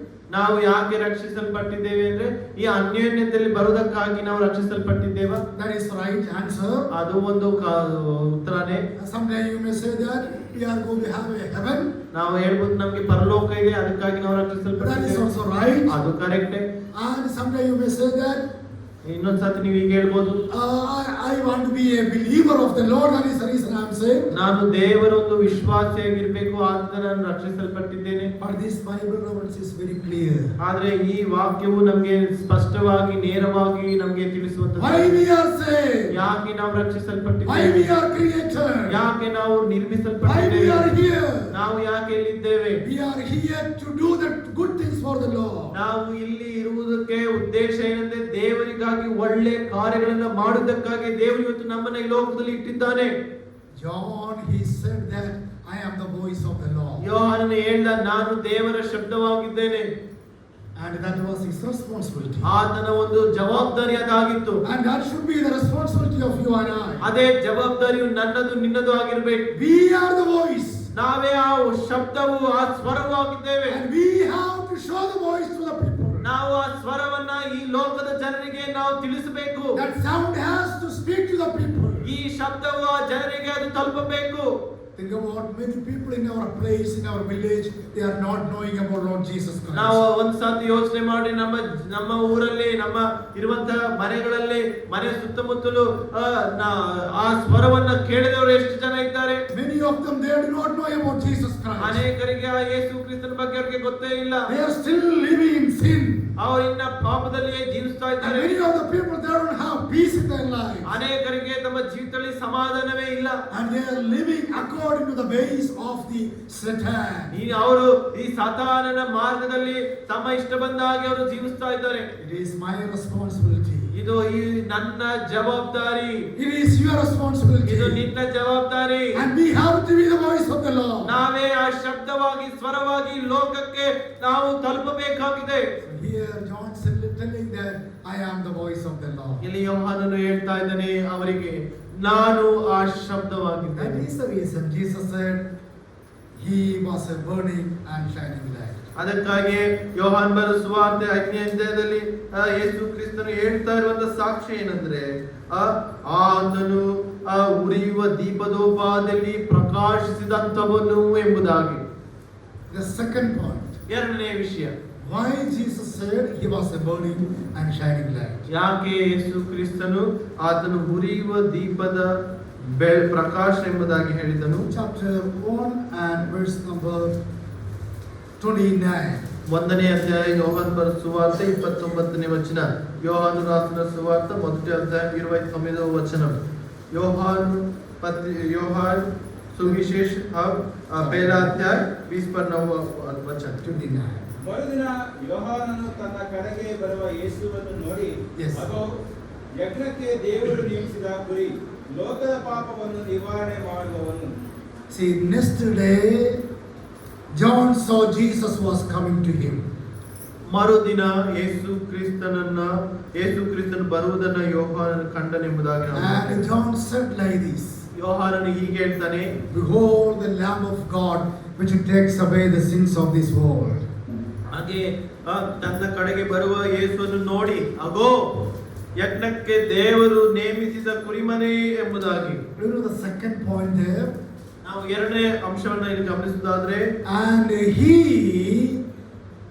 given his testimony. John given the testimony about Jesus Christ. ಯೋಹಾನನು ಯೇಸು ಕ್ರಿಸ್ತನ ಬಗ್ಗೆ ಸಾಕ್ಷೀಕರಿಸುವುದನ್ನು ಇಲ್ಲಿ ನೋಡುತ್ತೇವೆ. Number one, he revealed who is he. ಮೊದಲನೇದಾಗಿ ತಾನು ಯಾರೆಂಬುದಾಗಿ ಆ ಜನರಿಗೆ ತನ್ನನ್ನು ತಾನು ಪರಿಚಯಿಸಿಕೊಳ್ತಾನೆ. And he said, I am the voice of the Lord. ಆತನು ಹೇಳ್ದ, ನಾನು ದೇವರ ಶಬ್ದವಾಗಿದ್ದೇನೆ. And when we read verse number 29, 29ನೇ ವಚನ, ಒಂದನೇ ಅಧ್ಯಾಯ 29ನೇ ವಚನ and ಓದಬೇಕಾದ್ರೆ, there John the Baptist was revealing his testimony. ಇಲ್ಲಿ ಯೋಹಾನನು ಆ ಯೇಸು ಕ್ರಿಸ್ತನ ಸಾಕ್ಷಿಯನ್ನು ಇಲ್ಲಿ ಆತನು ಬಯಲು ಮಾಡ್ತಾ ಇದ್ದಾನೆ. What was his testimony? ಆತನ ಒಂದು ಸಾಕ್ಷಿ ಏನಂದ್ರೆ, Here he was telling us, behold the Lamb of God, ಅಗೋ, ಯಜ್ಞಕ್ಕೆ ದೇವರು ನೇಮಿಸಿದ ಕುರಿ, which takes away the sins of this world. ಲೋಕದ ಪಾಪವನ್ನು ನಿವಾರಣೆ ಮಾಡುವವನು. So he was talking about Jesus and he was telling his testimony. ಆತನು ಯೇಸು ಕ್ರಿಸ್ತನ ವಿಷಯವಾಗಿ ಮಾತಾಡುತ್ತಾ ತನ್ನ ಸಾಕ್ಷಿಯನ್ನು ಇವರು And he ಹೇಳ್ತಾ was ಇದ್ದಾರೆ. telling to the people that, all the people, many people were there. He was telling to the people that, behold the Lamb of God. ಅಲ್ಲಿ ಅನೇಕರು ಇದ್ದಾರೆ. ಅಲ್ಲಿ ಎಲ್ಲಾ ಜನರನ್ನು ನೋಡುತ್ತಾ ಆ ಯೇಸು ಕ್ರಿಸ್ತನ ಬರುವುದನ್ನು ನೋಡಿ ಅವನು ಹೇಳ್ತಾನೆ, ಅದು ಆ ಯೇಸು ಕ್ರಿಸ್ತನೇ ನಮ್ಮ ಪಾಪಗಳನ್ನು ಹೊರುವಂತ ಕುರಿಮರಿ ಎಂಬುದಾಗಿ. His testimony was about the Lamb of God. ಆತನ ಸಾಕ್ಷಿ ಏನಂದ್ರೆ ಯೇಸು ಕ್ರಿಸ್ತನನ್ನ ತೋರಿಸುವುದೇ ಆತನ ಸಾಕ್ಷಿಯಾಗಿದೆ. And whenever I read this book, this verse, ಈ ವಚನಗಳನ್ನು ನಾನು ಓದಿದಾಗ, and literally, when I read it, I used to think about Jesus as a lamb. ನಾನು ಈ ವಾಕ್ಯಗಳ ಭಾಗಗಳು ಓದಬೇಕಾದ್ರೆ ನಾನು ನಿಜವಾಗಿಯೂ ಯೇಸು ಕ್ರಿಸ್ತನ ಒಂದು ಚಿಕ್ಕ ಕುರಿಮರಿಯಾಗಿ ಆ ದೃಷ್ಟಿಯಲ್ಲಿ ನಾನು ಕಾಣುವಂತವನಾಗಿದ್ದೇನೆ. John the Baptist is standing there. ಇಲ್ಲಿ ಯೋಹಾನನು ನಿಂತಿದ್ದಾನೆ, And Jesus Christ is coming. ಯೇಸು ಕ್ರಿಸ್ತನು ಬರ್ತಾ ಇದ್ದಾನೆ. John the Baptist was looking unto Jesus. ಆತನು ಯೇಸು ಕ್ರಿಸ್ತನ ಕಡೆಗೆ ನೋಡುತ್ತಾ, He did not see a human form. ಅಲ್ಲಿ ಇರುವಂತ ಜನರನ್ನ ನೋಡ್ಲಿಲ್ಲ, ಗುಂಪನ್ನ ನೋಡ್ಲಿಲ್ಲ. And he was looking a lamb which is coming. ಆತನು ಆ ಜನರನ್ನು ನೋಡದೆ ಬರುವಂತ ಯಜ್ಞದ ಕುರಿಮರಿಯನ್ನ ನೋಡ್ತಾ ಇದ್ದಾನೆ. And he was the Lamb of God which takes away the sins. ಆ ಯಜ್ಞದ ಕುರಿಯು ನಮ್ಮ ಪಾಪ ದೋಷಗಳನ್ನ ಹೊರುವಂತ ಯಜ್ಞದ ಕುರಿಯ ಮರಿಯನ್ನ ನೋಡ್ತಾ ಇದ್ದಾನೆ. All sins were upon him. ಈ ಲೋಕದ ಎಲ್ಲ ಪಾಪವು ಆತನ ಮೇಲೆ ಅದು ಹೊರುವಂತ ಕುರಿಮರಿಯನ್ನ ನೋಡ್ತಾ And ಇದ್ದಾನೆ. he was coming towards John the Baptist. ಆ ಕುರಿಮರಿಯು ದೇವರ ಬಳಿಗೆ ಬರುವುದನ್ನು ನಾವು ನೋಡ್ತಾ And ಇದ್ದೇವೆ. he declared to the people, those who are there. ಅಲ್ಲಿರುವಂತ ಎಲ್ಲ ಜನರಿಗೆ ಆತನು ಪ್ರಕಟಿಸ್ತಾ ಇದ್ದಾನೆ. And he said like this, ಆತನು ಹೀಗೆ ಹೇಳ್ತಾ ಇದ್ದಾನೆ, behold the Lamb of God. ಅಗೋ, ಆ ಯಜ್ಞದ ಕುರಿಮರಿ. The Old Testament, ಈ ಹಳೆ ಒಡಂಬಡಿಕೆಯಲ್ಲಿ there is a day called atonement. Atonement.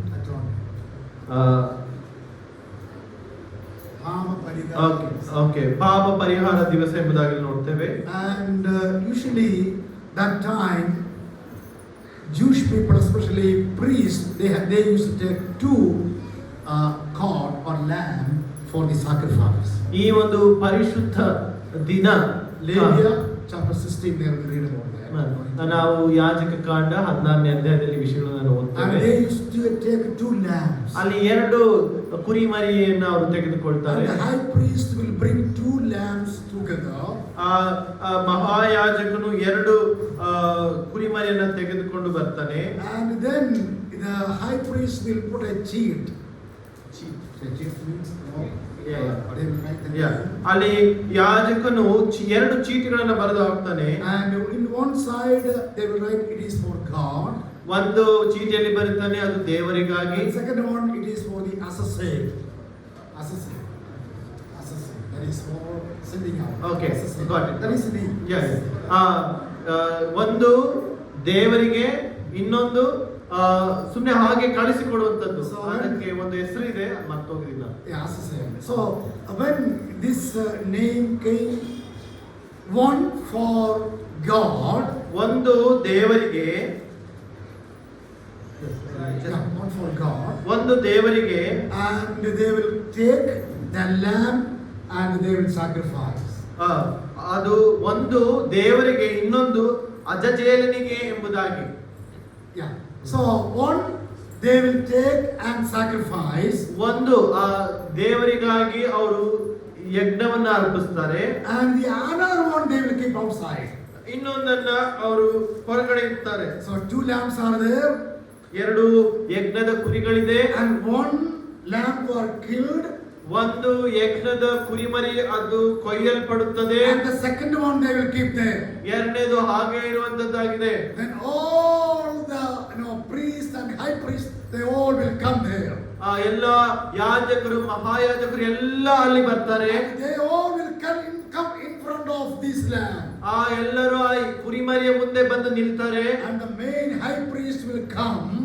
ಮಹಾಯಾಜಕನು ಬರ್ತಾನೆ. And they put, and that high priest, he puts all the sins of the church or assembly to that lamb. ಈ ಮಹಾಯಾಜಕನು ಬಂದು ಎಲ್ಲರ ಪಾಪಗಳನ್ನ ಆ ಕುರಿಯ ಮರಿಯ ಮೇಲೆ ಹೊರಿಸ್ತಾನೆ. And then ಆಗ and they will send out this lamb into the into the other places. ಈ ಒಂದು ಇನ್ನೊಂದು ಕುರಿ ಇರುತ್ತಲ್ಲ, ಒಂದು ಕೊಲ್ಲಲ್ಪಡುತ್ತೆ, ಇನ್ನೊಂದು ಇರುವಂತ ಕುರಿ ಮೇಲೆ ಎಲ್ಲ ಪಾಪವನ್ನು ಹೊರಿಸಿ ಅದನ್ನ ಕಾಡಿಗೆ, ಅಂದ್ರೆ ಊರುವರೆಗೆ ಅದನ್ನ ಅಟ್ಟು ಬಿಡ್ತಾರೆ. And they will take this lamb and keep in some other place. ಅವರು ಈ ಕುರಿಯನ್ನ ತೆಗೆದುಕೊಂಡು ದೂರ ಜಾಗದಲ್ಲಿ ಅದನ್ನ ಇಡ್ತಾರೆ. And that lamb should not come back. ಆ ಕುರಿಮರಿ ಮತ್ತೆ ಆ ಒಂದು ಪಾಳ್ಯಕ್ಕೆ, ಆ ಒಂದು ಪ್ರಾಂತಕ್ಕೆ ಬರೋದಿಲ್ಲ. They keep maybe in the wilderness or some of the mountains. ಅವರು ಒಂದು ಅರಣ್ಯದಲ್ಲೋ ಬೆಟ್ಟಗಳಲ್ಲಿಯೋ ಆ ಒಂದು ಕುರಿಮರಿಯು ಬಾರದ ಹಾಗೆ ದೂರ ಪ್ರಾಂತ್ಯಕ್ಕೆ ಅವರು ಬಿಟ್ಟು ಬರ್ತಾರೆ. You know what will happen to that lamb? ಆ ಬಿಟ್ಟು ಬರುವಂತ ಆ ಕುರಿ ಮರಿ That ಏನಾಗುತ್ತೆ? lamb will go alone all these places. ಈ ಆ ಕುರಿಮರಿ ಒಂಟಿಯಾಗಿ ಎಲ್ಲಾ ಜಾಗಗಳಿಗೆ ಹೋಗುತ್ತೆ. And moreover, he is having the sin of the whole people of that area. ಆ ಕುರಿಮರಿ ಮೇಲೆ ಎಲ್ಲರ ಪಾಪ ದೋಷಗಳು ಹೊರಿಸಲ್ಪಟ್ಟಂತದ್ದಾಗಿದೆ. And he will go somewhere and die. ಅದು ಎಲ್ಲೋ ಹೋಗಿ ಒಂದಿನ ಅದು ಸಾಯುವಂತದ್ದಾಗಿದೆ. And the lamb cannot come back. ಆ ಕುರಿಮರಿ ಅದು ಎಂದಿಗೂ ತಿರುಗಿ ಬರುವಂತದ್ದಲ್ಲ. See the picture today. ನೋಡ್ರಿ ಆ ಚಿತ್ರಣವನ್ನ. When John the Baptist was seeing Jesus Christ, ಯೋಹಾನನು ಆ ಕುರಿಮರಿಯನ್ನು, ಆ ಯೇಸು ಕ್ರಿಸ್ತನ ನೋಡ್ಬೇಕಾದ್ರೆ same kind of lamb was coming there. ಅಲ್ಲಿ ಅದೇ ಯಜ್ಞದ ಕುರಿಮರಿಯು ಬರುವಂತದನ್ನ ನೋಡ್ತಾ ಇದ್ದೀವಿ. And Jesus Christ was came there with the whole sins of the world. ಆ ಯೇಸು ಕ್ರಿಸ್ತನು ಎಲ್ಲರ ಪಾಪವನ್ನು ಹೊತ್ತುಕೊಳ್ಳುವುದಕ್ಕಾಗಿ ಲೋಕಕ್ಕೆ ಬಂದನು. And he said, behold the Lamb of God which takes away the sins. ಅಗೋ ದೇವರು ಯಜ್ಞಕ್ಕೆ ನೇಮಿಸಿದ ಕುರಿಮರಿ ಎಂಬುದಾಗಿ ನಾವು ನೋಡ್ತೇವೆ. That was his testimony. ಅದೇ ಯೇಸು ಕ್ರಿಸ್ತನ ಬಗ್ಗೆ ಯೋಹಾನನು ಕೊಡುವಂತ ಸಾಕ್ಷಿ. Why Jesus said he was a burning and shining light? ಯಾಕೆ ಯೇಸು ಕ್ರಿಸ್ತನು ಉರಿಯುವ ಧೂಪದಲ್ಲಿ ಪ್ರಕಾಶಿಸುವಂತನೆಂಬುದಾಗಿ ಯೋಹಾನನ ಬಗ್ಗೆ ಸಾಕ್ಷಿ ಹೇಳ್ತಾನೆ. Number one, ಮೊದಲನೇದಾಗಿ John, he revealed who is he. ಮೊದಲನೇದಾಗಿ ಯೋಹಾನನು ತಾನು ಯಾರೆಂಬುದಾಗಿ ತನ್ನ ತಾನು ಪ್ರಕಟಿಸಿಕೊಳ್ಳುವುದನ್ನು ಅಲ್ಲಿ He ನೋಡ್ತೇವೆ. said, I am the voice of the Lord. ಮೊದಲನೇದಾಗಿ ಹೇಳ್ತಾನೆ, ನಾನು ದೇವರ ಶಬ್ದವಾಗಿದ್ದೇನೆ. The second thing, he revealed his testimony. ಎರಡನೇದಾಗಿ ಆತನು ಯೇಸು ಕ್ರಿಸ್ತನ ಸಾಕ್ಷಿಯನ್ನ ಅಲ್ಲಿ ಪ್ರಕಟಿಸುವುದನ್ನು ನೋಡ್ತೇವೆ. What was his testimony? ಆತನ ಸಾಕ್ಷಿ ಏನು? He said, behold the Lamb of God which takes away the sins of this world. ಅಗೋ ಯಜ್ಞಕ್ಕೆ ದೇವರು ನೇಮಿಸಿದ ಕುರಿಮರಿ ಲೋಕದ ಪಾಪವನ್ನ ಹೊತ್ತು ಹೊರುವಂತವನೆಂಬುದಾಗಿ. And book of Genesis chapter 22. ಆದಿಕಾಂಡ 22ನೇ ಅಧ್ಯಾಯದಲ್ಲಿ ನಾವು ಹೀಗೆ ಓದ್ತೇವೆ. And there we read Abraham and his son Isaac. ನಾವು ಅಲ್ಲಿ ಅಬ್ರಹಾಮನು ಇಸಾಕನ ಬಗ್ಗೆ ನಾವು ಓದ್ತೇವೆ. And God said to Abraham, my son, you just take your son and sacrifice for me. ಯೇಸು ದೇವರು ಹೇಳ್ತಾನೆ, ಅಬ್ರಹಾಮನು ನಿನ್ನ ಮಗನನ್ನು ನನಗಾಗಿ ಯಜ್ಞಕ್ಕೆ ನೀನು ಸಮರ್ಪಿಸಬೇಕೆಂಬುದಾಗಿ ಹೇಳಿದಾಗ There we read that next morning Abraham taken his son and other people and they went to the Mount of Moriah. ಅಬ್ರಹಾಮನು ಮರುದಿನ ಮುಂಜಾನೆ ಆ ಇಸಾಕನ ತೆಗೆದುಕೊಂಡು ಮೊರಿಯಾ ಬೆಟ್ಟಕ್ಕೆ ಆತನು ಹೋದನೆಂಬುದಾಗಿ ನಾವು ನೋಡ್ತೇವೆ. And we read in verse number 7. 7ನೇ ವಚನದಲ್ಲಿ ನಾವು ನೋಡ್ತೇವೆ. 22ನೇ ಅಧ್ಯಾಯ ಆದಿಕಾಂಡ 7ನೇ ವಚನದಲ್ಲಿ ಹೀಗೆ ಓದ್ತೇವೆ. And now Abraham and Isaac they were going towards the Moriah. ಇವರು ಮೊರಿಯಾ ಪರ್ವತಕ್ಕೆ ಅಬ್ರಹಾಮನು ಇಸಾಕನು ಪ್ರಯಾಣವಾಗಿ ಹೋಗ್ತಾ ಇದ್ದಾರೆ. And while Isaac was both of them were just moving out. ಅವರಿಬ್ಬರು ಹೀಗೆ ಪ್ರಯಾಣವಾಗಿ ತಂದೆ ಮಗ ಹೋಗ್ಬೇಕಾದ್ರೆ Isaac was asking a question. ಇಸಾಕನು ಅಬ್ರಹಾಮನಿಗೆ ಒಂದು ಪ್ರಶ್ನೆ ಕೇಳ್ತಾನೆ. Appa, there we read Abraham, father, see, we have fire, we have knife, we have firewood, everything. Where is the lamb? ಇಸಾಕನು ಅಬ್ರಹಾಮನಿಗೆ ಕೇಳ್ತಾನೆ, ಅಪ್ಪ ನಮ್ಮ ಹತ್ರ ಕಟ್ಟಿಗೆ ಇದೆ, ನಮ್ಮ ಹತ್ರ ಬೆಂಕಿ ಇದೆ, ನಮ್ಮ ಹತ್ರ ಕತ್ತಿ ಇದೆ, ಆದ್ರೆ ಯಜ್ಞಕ್ಕೆ ಬೇಕಾದ ಕುರಿಮರಿ ಎಲ್ಲಿ? Where is the lamb? ಎಲ್ಲಿ ಕುರಿಮರಿ? Maybe BC 2000. Now Isaac asked that question to Abraham. ಕ್ರಿಸ್ತ ಪೂರ್ವ 2000 ವರ್ಷಗಳ ಹಿಂದೆ ಅಬ್ರಹಾಮನಿಗೆ ಇಸಾಕನು ಕೇಳಿದಂತ ಪ್ರಶ್ನೆ ಇದಾಗಿದೆ. 2000 years before John said, behold the Lamb of God. 2000 ವರ್ಷಗಳು ಆದ ಮೇಲೆ ಅಬ್ರಹಾಮನು ಹೇಳ್ತಾನೆ, ಹಾಗೂ ಓಕೆ ಸಾರಿ ಕ್ಷಮೆ, 2000 ವರ್ಷಗಳಾದ್ಮೇಲೆ ಯೋಹಾನನು ಹೇಳ್ತಾನೆ, ಹಾಗೂ ದೇವರು ಯಜ್ಞಕ್ಕೆ ನೇಮಿಸಿದ ಕುರಿಮರಿ. In BC 2000 this question was asked. ಈ 2000 ವರ್ಷಗಳ ಹಿಂದೆ ಇಸಾಕನು ಕೇಳಿದ ಪ್ರಶ್ನೆ, Where is the lamb? ಎಲ್ಲಿ ಯಜ್ಞದ ಕುರಿಮರಿ? That question was echoing like anything. ಆ ಪ್ರಶ್ನೆಯು ಅದು ಪ್ರತಿಧ್ವನಿಸ್ತಾ ಇದೆ. Who is the lamb? Where is the lamb? ಯಾರು? ಎಲ್ಲಿದೆ ಯಜ್ಞದ ಕುರಿಮರಿ? ಎಲ್ಲಿದೆ ಯಜ್ಞದ ಕುರಿಮರಿ? ಯಾರು ಆ ಯಜ್ಞದ ಕುರಿಮರಿ? Now John is telling that. ಈಗ ಯೋಹಾನನು ಹೇಳ್ತಾ ಇದ್ದಾನೆ, Behold the Lamb of God. ಅಗೋ ಆ ಯಜ್ಞದ ಕುರಿಮರಿ ಎಂಬುದಾಗಿ. Jesus Christ is the Lamb of God. ಆ ಯೇಸು ಕ್ರಿಸ್ತನೇ ಆ ಯಜ್ಞದ That ಕುರಿಮರಿ. should be our testimony. ಅದೇ ನಮ್ಮ ಸಾಕ್ಷಿಯು ಈ ದಿನ ಆಗಿರಬೇಕು. If somebody asks me or you or your testimony, we have a lot of things to say. ನಮಗೆ ಯಾರಾದ್ರೂ ನಮ್ಮ ಸಾಕ್ಷಿ ಕೇಳಿದ್ರೆ ನಮ್ಗೆ ಹೇಳೋದಕ್ಕೆ ತುಂಬಾ ಇರುವಂತದ್ದಾಗಿದೆ ನಮ್ಮ If Sakshi. somebody asks me about me, I will tell I am from Kerala, I have my family, this all will I will tell. ನಾನು ಯಾರಾದ್ರೂ ಕೇಳಿದ್ರೆ ನನ್ನ ಸಾಕ್ಷಿ ಕೇಳಿದ್ರೆ ನಾನು ಕೇರಳ, ನನ್ನ ಆ ಊರು, ನನಗೆ ಇದು ಅದು ಎಂಬುದಾಗಿ ಇಷ್ಟು ಉದ್ದ ನಾನು ಹೇಳ್ತೇನೆ. John did not say anything about him. ಆ ಯೋಹಾನನು ತನ್ನ ಬಗ್ಗೆ ಯಾವ ಒಂದು ವಿಷಯವನ್ನು ಅವನು He ಹೇಳಿಲ್ಲ. did not say about his testimony. ಆತನು ತನ್ನ ಬಗ್ಗೆ ಒಂದು ಮಾತು ಅವನು But ಹೇಳಿಲ್ಲ. he was telling about Jesus Christ. ಆದ್ರೆ ಆತನು ಆ ಪರಲೋಕದ ಯೇಸು ಕ್ರಿಸ್ತನು, ಯಜ್ಞದ ಕುರಿಯಾದ ಯೇಸು ಕ್ರಿಸ್ತನ ಬಗ್ಗೆ And he ವಿವರಿಸ್ತಾನೆ. was telling that he is the Lamb of God. ಆತನೇ ಆ ಯಜ್ಞದ ಕುರಿಮರಿಯಾಗಿದ್ದಾನೆ ಎಂಬುದಾಗಿ. This evening I want to tell you, my dear believers, ಪ್ರಿಯರೇ, ಈ ಸಾಯಂಕಾಲ ನಿಮಗೆ ಒಂದು ವಿಷಯವನ್ನು ಹೇಳಬೇಕೆಂಬುದಾಗಿ ಬಯಸುತ್ತೇನೆ. that should be our testimony. ಅದು ಏನಂದ್ರೆ ಯೋಹಾನನು ಸಾಕ್ಷೀಕರಿಸಿದ ರೀತಿಯಲ್ಲಿ ನಾವು ಯೇಸು ಕ್ರಿಸ್ತನನ್ನು ಸಾಕ್ಷೀಕರಿಸಬೇಕು. ಅದೇ ನಮ್ಮ ಸಾಕ್ಷಿಯಾಗಿರಬೇಕು. Jesus came down this world. ದೇವರು ಈ ಲೋಕಕ್ಕೆ ಆತನು ಇಳಿದು ಬಂದನು. He was a God. ಆತನು ದೇವರಾಗಿದ್ದನು. And he loved the praise. ಆತನ ಪರಲೋಕದ ವೈಭವವನ್ನು And he ಬಿಟ್ಟನು. came down like you are. ಆತನು ನನ್ನಾಗಿ ನಿನ್ನಾಗಿ ಆದನು. He lived here this year. ಆತನು ನಮ್ಮಾಗೆ ಈ ಲೋಕದಲ್ಲಿ ಆತನು ಜೀವಿಸಿದನು. 33 years he lived. 33.5 ವರ್ಷಗಳ ಕಾಲ ಆತನು ಜೀವಿಸಿದನು. Without sin he lived here. Without sin. ಆತನು ಪಾಪ ರಹಿತವಾಗಿ ಲೋಕದಲ್ಲಿ And ಜೀವಿಸಿದನು. he did lot of miracles. ಆತನು ತುಂಬಾ ಅನೇಕ ಅದ್ಭುತ ಕಾರ್ಯಗಳನ್ನು And ಮಾಡಿದನು. he shared God's word to many people. ಆತನು ಅನೇಕರಿಗೆ ಸುವಾರ್ತೆಯನ್ನು ಸಾರಿದನು. The last time he went into the cross of Calvary. ಆತನು ಕೊನೆಯದಾಗಿ ಕಲ್ವಾರಿ ಶಿಲುಬೆಯಲ್ಲಿ ತನ್ನನ್ನು And ಒಪ್ಪಿಸಿಕೊಂಡನು. he suffered for you and I, our sin, and he suffered and went to the Calvary. ಆತನು ನನಗಾಗಿ ನಿನಗಾಗಿ Calvary ಶಿಲುಬೆಯಲ್ಲಿ ಯಾತನೆಯನ್ನು ಅನುಭವಿಸುತ್ತಾ ದೇವರು ನಮಗೆ ವಿಮೋಚನೆಯನ್ನು ಕೊಡುವುದಕ್ಕಾಗಿ ಮರಣವನ್ನು And ಅನುಭವಿಸಿದನು. he became the Lamb of God. ಆತನಲ್ಲಿ ಯಜ್ಞದ ಕುರಿಮರಿಯಾಗಿ ತನ್ನ ಪ್ರಾಣವನ್ನು ಅರ್ಪಿಸಿದನು. We supposed to die and go to the hell. ನಾನು ನೀನು ಆ ಸ್ಥಾನದಲ್ಲಿ ಸಾಯಬೇಕಾಗಿತ್ತು. But God, our Lord Jesus, died for us. ಆದ್ರೆ ನಮ್ಮ ಕರ್ತನು ನಮ್ಮ ನಿತ್ಯ ನರಕಕ್ಕೆ ಬಿಡದೆ ತಾನು ಆ ನಿತ್ಯ ನರಕ ಯಾತನೆಯನ್ನ ನಮ್ಮ ಪಾಪದ ಶಿಕ್ಷೆಯನ್ನು Calvary ಶಿಲುಬೆಯಲ್ಲಿ ಅನುಭವಿಸಿದನು. And he became our lamb. ನಾವು ಆತನು ನಮ್ಮ ಯಜ್ಞದ ಕುರಿಮರಿಯಾಗಿ ಆತನು ಕಲ್ವಾರಿ ಶಿಲುಬೆಯಲ್ಲಿ ಪ್ರಾಣವನ್ನು He ಕೊಟ್ಟನು. has taken all our sin and died on the cross of Calvary. ಆತನು ನಮ್ಮೆಲ್ಲ ಪಾಪಗಳನ್ನು ಹೊತ್ತವನಾಗಿ ಕಲ್ವಾರಿ ಶಿಲುಬೆಯಲ್ಲಿ ಪ್ರಾಣವನ್ನು ಆತನು According ಒಪ್ಪಿಸಿಕೊಟ್ಟನು. to the scripture, he died on the cross of Calvary. ಆತನು ಕಲ್ವಾರಿ ಶಿಲುಬೆಯಲ್ಲಿ ಪ್ರಾಣವನ್ನು ಕೊಟ್ಟು ಶಾಸ್ತ್ರದ ಪ್ರಕಾರ ಪ್ರಾಣವನ್ನು ಕೊಟ್ಟನು. According to the scripture, he was buried. ಆತನು ಶಾಸ್ತ್ರದ ಪ್ರಕಾರ ಹೂಣಲ್ಪಟ್ಟನು. According to the scripture, third day he resurrected. ಶಾಸ್ತ್ರದ ಪ್ರಕಾರ ಆತನು ಮೂರನೇ ದಿವಸ ಪುನರುತ್ಥಾನನಾಗಿ ಎದ್ದನು. According to the scripture, he went to heaven.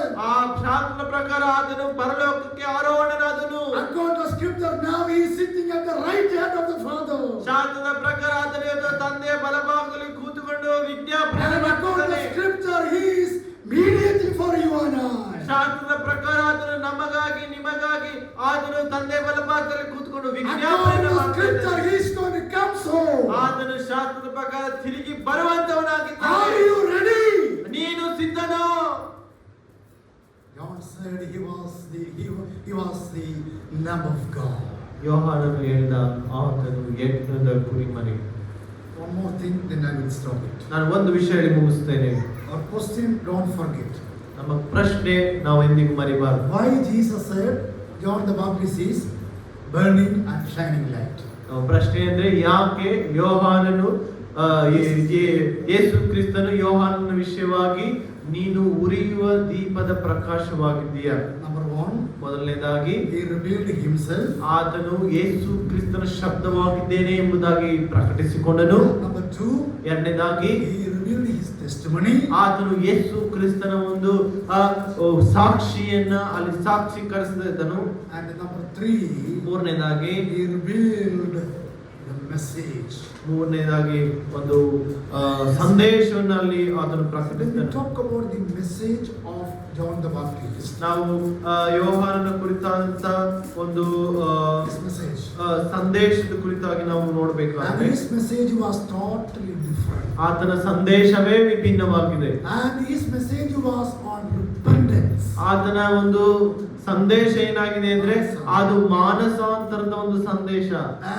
And that was the message of the John the Baptist. ಆ ಒಂದು ಸಂದೇಶವು ಏನಾಗಿದೆ ಅಂದ್ರೆ ಯೋಹಾನನ ಸಂದೇಶ ಅಂದ್ರೆ ಮಾನಸಾಂತರ ಸಂದೇಶವೇ ಆತನ And he ಸಂದೇಶವಾಗಿದೆ. said to all the people, repent, repent. ಆತನು ಎಲ್ಲರಿಗೆ ಹೇಳ್ತಾ ಇದ್ದ, ನೀವು ಮಾನಸಾಂತರಗೊಳ್ರಿ, ನೀವು ಮಾನಸಾಂತರಗೊಳ್ರಿ ಎಂಬುದಾಗಿ. Even today, repentance is very important. ಇವತ್ತು ಪಶ್ಚಾತ್ತಾಪವು ತುಂಬಾ ಪ್ರಾಮುಖ್ಯವಾಗಿದೆ. And you and I, we need to have a repentance in our lives. ಇವತ್ತು ನನ್ನ ನಿಮ್ಮ ಜೀವಿತದಲ್ಲಿ ಮಾನಸಾಂತರವಿರಬೇಕಾಗಿದೆ. Do you know what is the meaning of repentance? ಮಾನಸಾಂತರ ಅಂದ್ರೆ ಅರ್ಥ ಏನು ಗೊತ್ತಾ? Repentance means change of mind. ಮಾನಸಾಂತರ ಅಂದ್ರೆ ನಮ್ಮ ಹೃದಯಗಳ ಬದಲಾವಣೆ ಮಾನಸಾಂತರ. Every day we need to have a repentance. ನಮ್ಮ ದಿನನಿತ್ಯ ಜೀವಿತದಲ್ಲಿ ದಿನವೂ ಮಾನಸಾಂತರ ನಡೀತಾ ಇರಬೇಕು. Repentance is not salvation.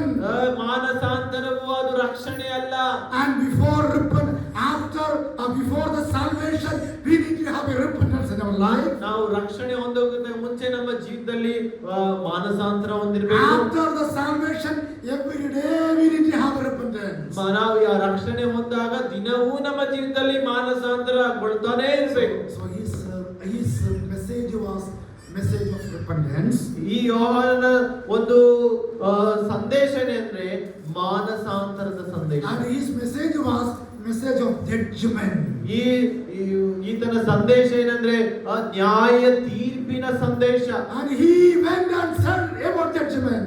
ಈತನು ಈ ನ್ಯಾಯ ತೀರ್ಪಿನ ವಿಷಯವಾಗಿ ಸಂದೇಶವನ್ನು He went to Herod ಆತನು ಹೆರೋದನ ಬಳಿಗೆ ಹೋಗ್ತಿದ್ದಾನೆ. And he said, what you are doing is wrong. ನೀನು ಏನು ಮಾಡ್ತಿದ್ಯೋ ಇದು ಸರಿ ಇಲ್ಲ.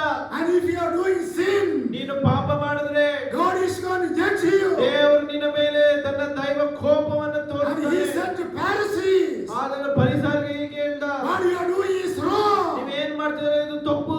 If you do sin, ನೀವು ಪಾಪ ಮಾಡಿದ್ರೆ you are going to be judged. ನೀವು ದೇವರ ನ್ಯಾಯ ತೀರ್ಪಿಗೆ ಗುರಿಯಾಗ್ತೀರಾ.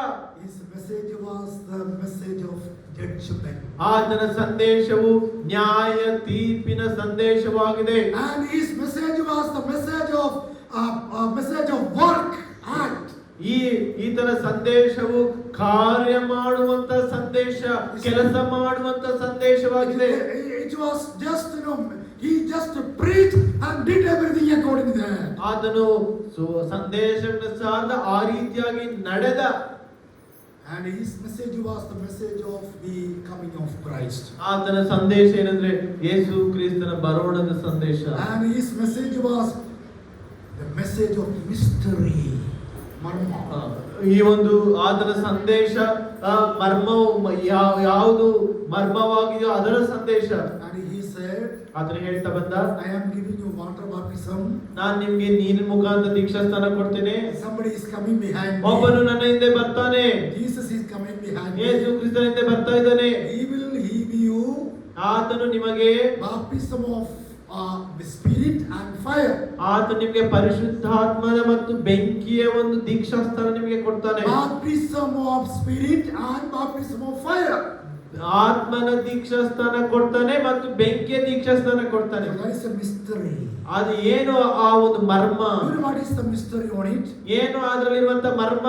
Baptism of the Holy Spirit is given to all the believers. ಈ ಪರಿಶುದ್ಧಾತ್ಮನ ದೀಕ್ಷಾಸ್ನಾನ ಎಲ್ಲ ದೇವರ ನಂಬಿದ ವಿಶ್ವಾಸಿಗೆ ಕೊಡಲ್ಪಟ್ಟಿದೆ. And we all are, receive that one. ನಾವೆಲ್ಲರೂ ಅದನ್ನ ಹೊಂದಿಕೊಂಡಿದ್ದೇವೆ. Which means if you are a saved people, ನಾವು ರಕ್ಷಣೆ ಹೊಂದಿದಂತ ನಾವು, the same moment we had the baptism of the Holy Spirit. ಆ ಕ್ಷಣವೇ ನಾವು ಯಾವಾಗ ಯೇಸು ಕ್ರಿಸ್ತನನ್ನ ನಾವು ಸ್ವೀಕಾರ ಮಾಡ್ತೇವೋ ದೇವರೆಂಬುದಾಗಿ, ಆ ಕ್ಷಣವೇ ನಾವು ಪರಿಶುದ್ಧಾತ್ಮನ ದೀಕ್ಷಾಸ್ನಾನ ಹೊಂದಿಕೊಳ್ತೇವೆ. Then the question, what is the baptism of the fire? ಮತ್ತೆ ಪ್ರಶ್ನೆ ಬರುತ್ತೆ, ಬೆಂಕಿಯ ಒಂದು ದೀಕ್ಷಾಸ್ನಾನ ಅಂದ್ರೆ ಏನು? And many people they say fire, fire, fire. ಅನೇಕರು ಹೇಳ್ತಾರೆ, ಓ ಬೆಂಕಿ ಬೆಂಕಿ ಬೆಂಕಿ ಎಂಬುದಾಗಿ. What is the baptism of the fire? ಬೆಂಕಿಯ ಒಂದು ದೀಕ್ಷಾಸ್ನಾನ ಅಂದ್ರೆ ಏನು? Baptism of the Spirit is given to the believers. ಈ ಪರಿಶುದ್ಧಾತ್ಮನ ದೀಕ್ಷಾಸ್ನಾನ ದೇವರ ನಂಬಿದಂತ ಮಕ್ಕಳಿಗೆ ಕೊಡಲ್ಪಟ್ಟಿದೆ. If somebody is not believing Jesus Christ, ಯಾರು ಯೇಸು ಕ್ರಿಸ್ತನ ನಂಬೋದಿಲ್ಲೋ, ಸ್ವೀಕಾರ ಮಾಡಿಕೊಳ್ಳೋದಿಲ್ಲವೋ, baptism of the fire is going to give. ಅವರ ಮೇಲೆ ದೇವರ ಬೆಂಕಿಯ ದೀಕ್ಷಾಸ್ನಾನ ಅವರಿಗೆ ಕೊಡಲ್ಪಡುತ್ತದೆ. Baptism of the fire is not for the believers. ಬೆಂಕಿಯ ದೀಕ್ಷಾಸ್ನಾನ ದೇವರ ನಂಬಿದಂತ ಮಕ್ಕಳಿಗೆ ಅಲ್ಲ. That is only for the unbelievers. ಯಾರು ದೇವರನ್ನ ನಂಬುವುದಿಲ್ಲ ಅವರಿಗೆ ಆ ಬೆಂಕಿಯ ದೀಕ್ಷಾಸ್ನಾನ The ಕೊಡಲ್ಪಡುತ್ತದೆ. fire is talking about the judgment. ಆ ಬೆಂಕಿಯು ದೇವರ ನ್ಯಾಯ ತೀರ್ಪಿನ ಬಗ್ಗೆ ಮಾತಾಡ್ತಾ ಇದೆ. That was the message of John the Baptist. ಅದೇ ಸಂದೇಶವು ಯೋಹಾನನ ಸಂದೇಶವಾಗಿದೆ. His message was a historical message. ಇದು ಮರ್ಮದ ಸಂದೇಶವಾಗಿದೆ. So he had a beautiful message. ಆತನು ತುಂಬಾ ಚಂದವಾದಂತ ಸಂದೇಶವನ್ನ ಕೊಡ್ತಾ ಬಂದನು. Number one, ಮೊದಲನೇದಾಗಿ he revealed himself and he said, I am the voice of the Lord. ಆತನನ್ನ ಕೇಳಿದಾಗ ಆತನು ಏನು ಹೇಳ್ದ? ನಾನು ಆತನ ಶಬ್ದವಾಗಿದ್ದೇನೆ. Number two, ಎರಡನೇದಾಗಿ he revealed his testimony. ಆತನು ಯಾರು ಯೇಸು ಕ್ರಿಸ್ತನ ಸಾಕ್ಷಿಯನ್ನ ಸಾಕ್ಷೀಕರಿಸಿದನು. What was the testimony? ಏನ ಸಾಕ್ಷಿ? The agro Lamb of God. ಅಗೋ ಯಜ್ಞಕ್ಕೆ ದೇವರು ನೇಮಿಸಿದ ಕುರಿಮರಿ. And third one, he had a beautiful message. ಮೂರನೇ ಸಂದೇಶ ಎಂದರೆ ಚಂದವಾದ ಸಂದೇಶ. Message of repentance. ಮಾನಸಾಂತರದ ಸಂದೇಶ. Message of judgment. ನ್ಯಾಯ ತೀರ್ಪಿಕೆಯ ಸಂದೇಶ. Message of works. ಕೆಲಸ ಮಾಡುವಂತ ಒಂದು ಸಂದೇಶ. Message of the kingdom of God. ದೇವರ ಒಂದು ರಾಜ್ಯದ ಕುರಿತಾದಂತ ಸಂದೇಶ. Message of mystery. ಮರ್ಮದ ರಹಸ್ಯದ ಸಂದೇಶ. That was the reason ಈ ಕಾರಣದಿಂದ Jesus ಯೇಸು ಕ್ರಿಸ್ತನು ಹೇಳ್ತಾನೆ, He was a burning and shining light. ಆತನು ಉರಿಯುವ ದೀಪದಲ್ಲಿ ಪ್ರಕಾಶಿಸುವಂತವನೆಂಬುದಾಗಿ. That was a beautiful testimony of Jesus Christ. ಇದು ಯೇಸು ಕ್ರಿಸ್ತನ ಒಂದು ಏನು ಸುಂದರವಾದ ಸಾಕ್ಷಿ ಏನಂದ್ರೆ ಉರಿಯುವ ದೀಪದೋಪಾದಿಯಲ್ಲಿ ಪ್ರಕಾಶಿಸುವಂತ ಯೋಹಾನನೆಂಬುದಾಗಿ. This night I want to challenge you that ಈ ಸಾಯಂಕಾಲ ನಾನು ನಿಮಗೆ ಸವಾಲಾಗ್ತಾ ಇದ್ದೇನೆ. what our Lord is going to tell you. ದೇವರು ನಿನ್ನ ವಿಷಯವಾಗಿ ಏನು ಸಾಕ್ಷಿ ಹೇಳ್ತಾ ಇದ್ದಾನೆ, What testimony God is going to tell to you and me. ಯಾವ ಸಾಕ್ಷಿ ದೇವರು ನಿನ್ನ ಬಗ್ಗೆ ನನ್ನ ಬಗ್ಗೆ ಹೇಳ್ತಾ ಇದ್ದಾನೆ. About John, Jesus said he was a burning and shining light. ಯೋಹಾನನ ಬಗ್ಗೆ ಹೇಳ್ತಾನೆ, ಉರಿಯುವ ದೀಪದಲ್ಲಿ ಪ್ರಕಾಶಿಸುವಂತವನು. Check our life. ನಮ್ಮ ಜೀವಿತಗಳನ್ನು ಪರೀಕ್ಷಿಸಿಕೊಳ್ಳೋಣ. Examine ourselves. ನಮ್ಮ ಜೀವಿತಗಳನ್ನು ಪರೀಕ್ಷಿಸಿಕೊಳ್ಳೋಣ. Are we really walking according to the word of God? ನಾವು ನಿಜವಾಗಿಯೂ ದೇವರ ವಾಕ್ಯಾನುಸಾರವಾಗಿ ನಾವು ಜೀವಿಸ್ತಾ ಇದ್ದೇವಾ? And what our Lord is going to tell about you and I. ನಮ್ಮ ಕುರಿತಾಗಿ ದೇವರು ಒಂದು ದಿನ ಏನು ಹೇಳಲಿಕ್ಕಿದ್ದಾನೆ ನಾವು ಆಲೋಚನೆ ಮಾಡೋಣ. May God bless these words. ದೇವರ ಈ ವಾಕ್ಯಗಳನ್ನು ಆಶೀರ್ವದಿಸಲಿ. Let the Spirit of God instruct you to go according to His word. ಪರಿಶುದ್ಧಾತ್ಮ ದೇವರು ನಮ್ಮನ್ನು ನಾವು ಪರೀಕ್ಷಿಸಿಕೊಂಡು ಆತನಿಗಾಗಿ ಜೀವಿಸುವಂತೆ ದೇವರು ತಾನೇ ಸಹಾಯ ಮಾಡಲಿ. Thank you so much. ಎಲ್ಲರಿಗೂ ವಂದನೆಗಳು. ನಾವು ಈ ದಿನ ಕೂಟವನ್ನು ಇಲ್ಲಿಗೆ ನಾವು ಮುಕ್ತಾಯ ಮಾಡಿದ್ದೇವೆ. ದೇವರು ತುಂಬಾ ಚಂದವಾದ ರೀತಿಯಲ್ಲಿ ಉದಯ ಕಾಲದಿಂದ ನಮ್ಮೊಟ್ಟಿಗೆ ಮಾತಾಡುತ್ತಾ ಬಂದರು. ಅದಕ್ಕಾಗಿ ನಾವು ದೇವರಿಗೆ